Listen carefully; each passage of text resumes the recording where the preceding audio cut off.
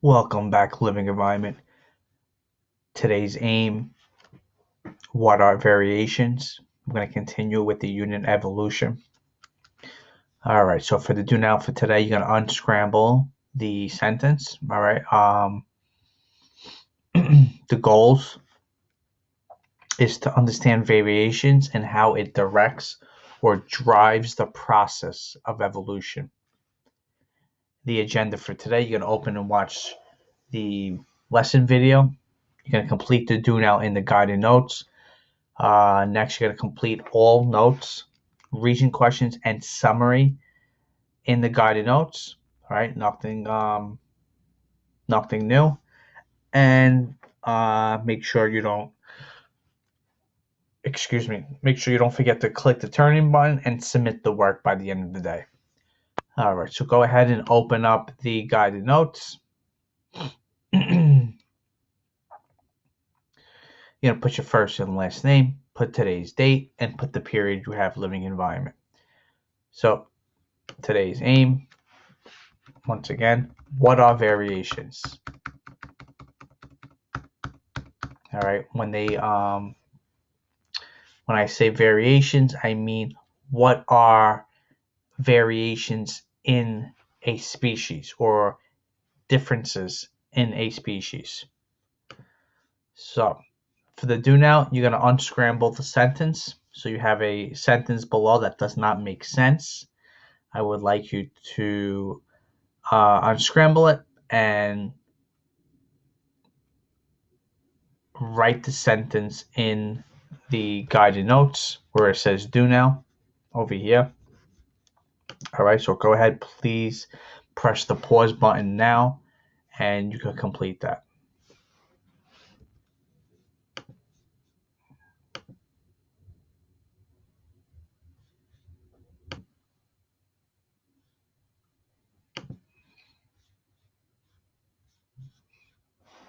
So for the do now, the sentence unscrambled to read organisms are born with adaptations that help them survive. All right, so yesterday we learned about adaptations, and that's where that idea comes from. Okay, so let's move on to today's lesson. All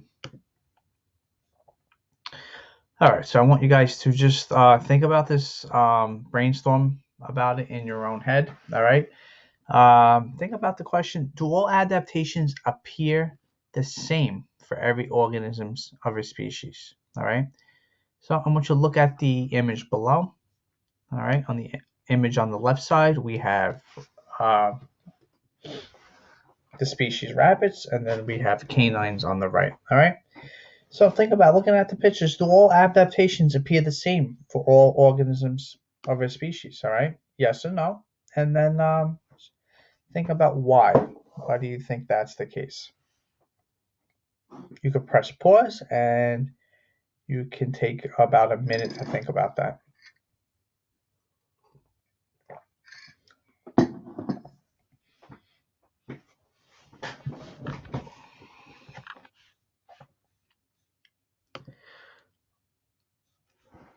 All right. So if you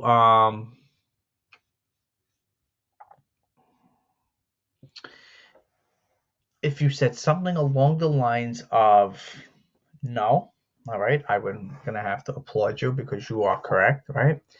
By looking at the pictures, right? Let's take a look at the rabbits, right?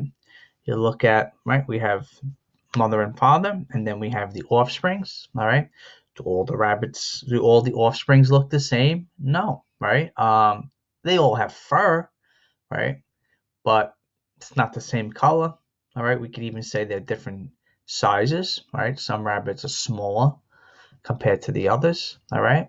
So what this means is that it produces, or sexual reproduction produces slight variations, right? This, they all have fur, like I said, but there are slight variations in the color, etc. All right, so slight differences in an organism's adaptations within a species. The 5 children are all rabbits, but, or however, there are slight differences or variations. All right, so just to recap, example, all rabbits in the image have fur, right? But there's an adaptation that exists. And that adaptation is that they have fur for warmth, to keep them warm, right? To survive. However, there are variations that exist in that adaptation, right? So some have dark brown fur, some have light brown fur, etc., etc. So there's variation in fur color adaptation. All right, and just quickly, you could go back to the canines or the dogs, right?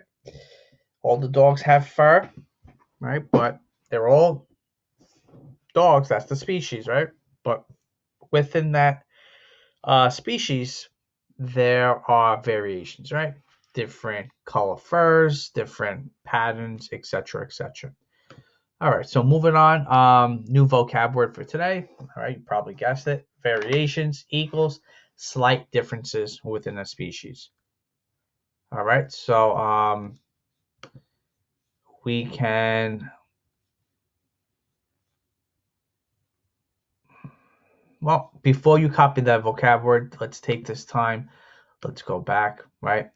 Where this excuse me, these two sentences, right? No, there are slight variations, differences in an organism within a species. All right, I would like you to copy that in your guided notes over here. All right, so press pause, and you're gonna copy that now.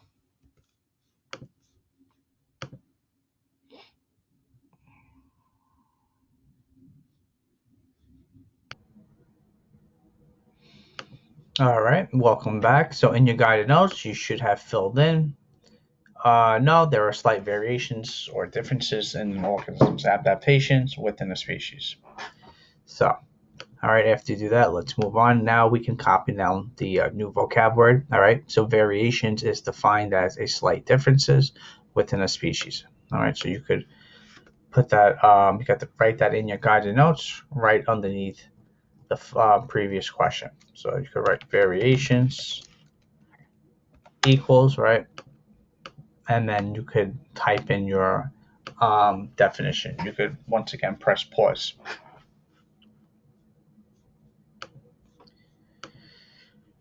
Okay, so after you copy down the definition for variation, we have to look at the causes of variation. All right, something has to cause this variation, and there's actually 3 main important causes of variation. All right, first cause of variation: meiosis, or crossing over, or recombination. Second one is sexual reproduction, and the third one is mutations. So you could copy that in your guided notes underneath the causes of variation.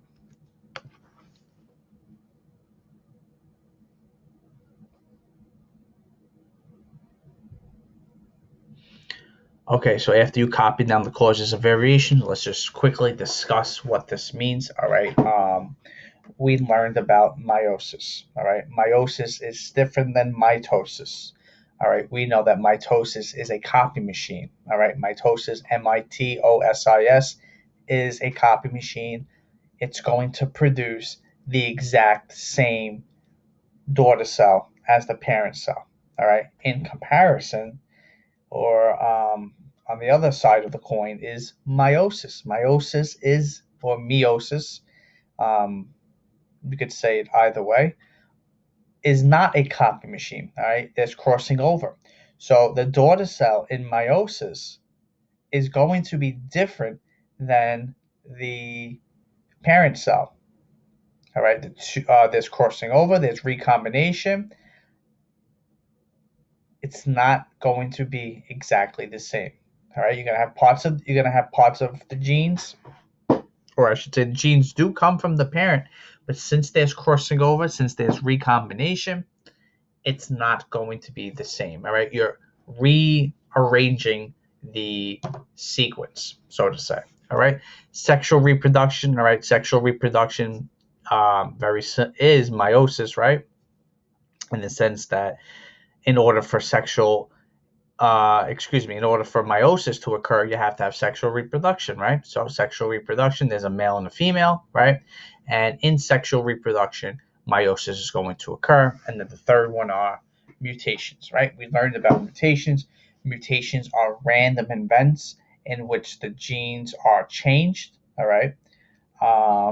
And that will be a possible cause of variation. So moving on, let's take a look at examples of variation.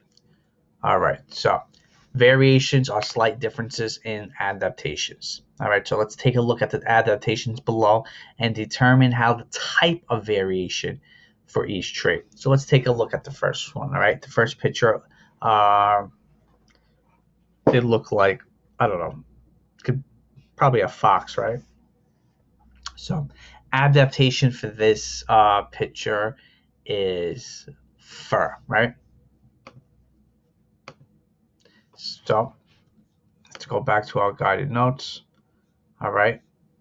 You're going to write fur where it says adaptation, right? And the adaptation for fur is beneficial because it helps the fox survive, right, in its own environment. Now, before I tell you directly, I want you to take a look at the variations of the fur for the fox, right? Look at the, observe the picture, and you could go ahead and type in the variation.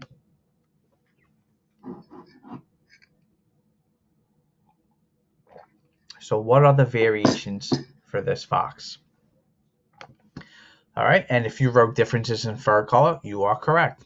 If not, please go ahead and make your correction, and you're going to write differences in fur color. So moving on, let's take a look at the second example, adaptation. These are a type of bird, finches. Adaptation here is it's focusing on the beak, right? Beak, and this one you're going to have to think outside the box, right? What's the variation for this example? Take a look at each individual beak.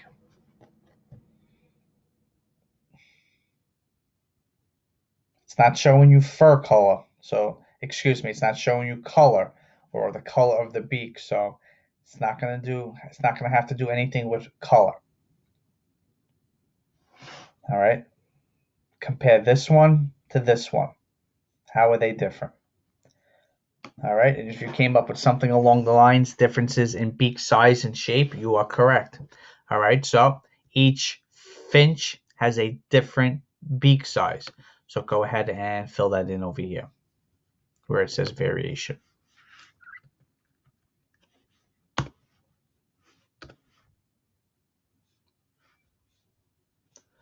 Okay, moving on. All right, so what I would like everybody to do now is you're going to press pause on this video, and in Google Assignments, I attached a video clip from YouTube. I want you to watch the video clip, and as you're watching the video clip, I want you to see if you can spot the variations between the toads of the same species. All right, so you're thinking about that question. Please go ahead and do that now.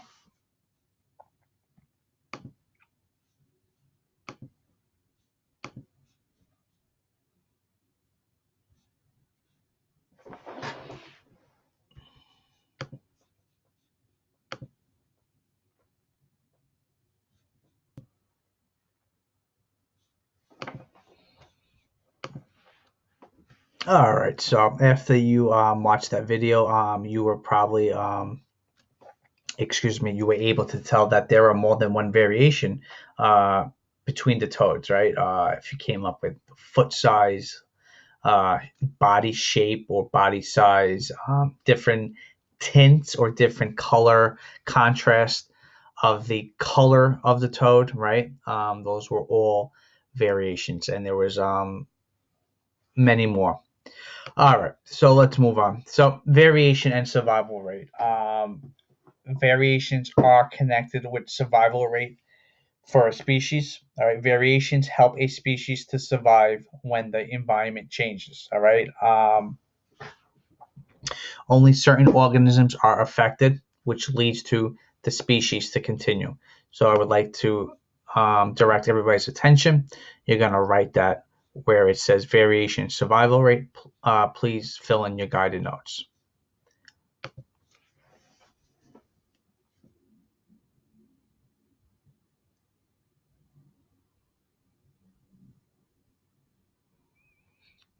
Okay, if you need more time to do that, you can press pause. But we're going to continue now. All right, so like I said, variation is tied into, or variations does drive survival rate for a species. All right, the environment is always changing. It might not be so obvious, or it might not be a significant change in the environment, but the environment is always changing, usually in very small or incremental changes. However, whichever species has the variations that is best suited for that environment will survive. All right, I'm going to look at some examples. So,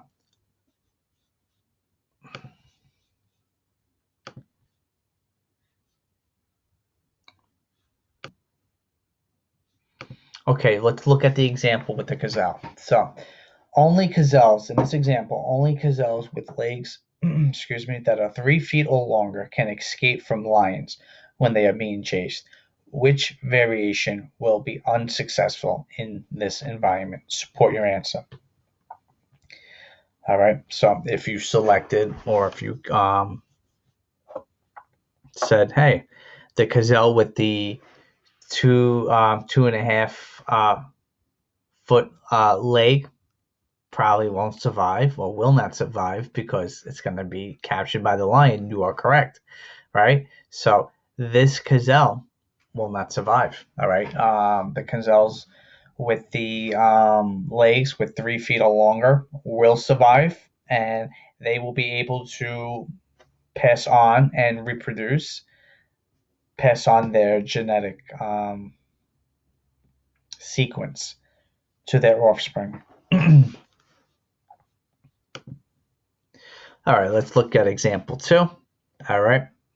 So, which moth is most likely to be spotted by a predator due to its variation in wing color? So, take a look at the picture.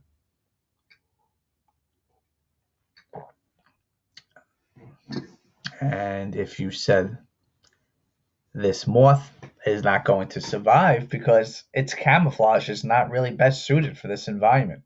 All right. There's a couple other moths in this picture that are camouflage, or that are hiding, that probably can't even pick them out, but they are there. All right. There's one over here, and then there's one in the upper left corner. All right. Those two moths will survive because it's able, or it has the variation that's best suited for that environment. All right. So I don't want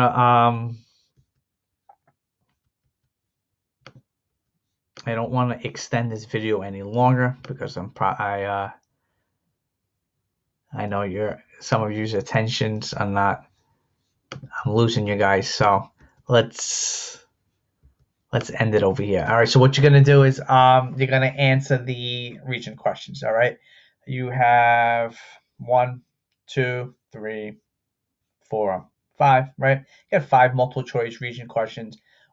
As always, whichever question you select, put it in bold. Right. And then you have a summary. All right. You have a choice. You're gonna choose option either A or B. And then you're gonna write it out and complete it in your guided notes. So you're gonna choose from option A or B, and then answer the question. All right. Answer the question in your guided notes.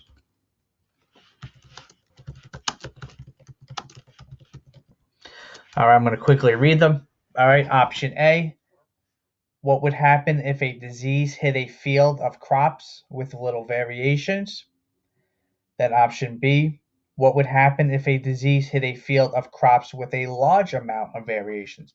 So choose an option and answer it in your guided notes, and I will be reading them and I will offer feedback. And that's it for today. Until tomorrow, all right, everybody, enjoy the rest of your day. If you have any questions, shoot me a message or an email, and I will be glad to get back to you. All right, enjoy.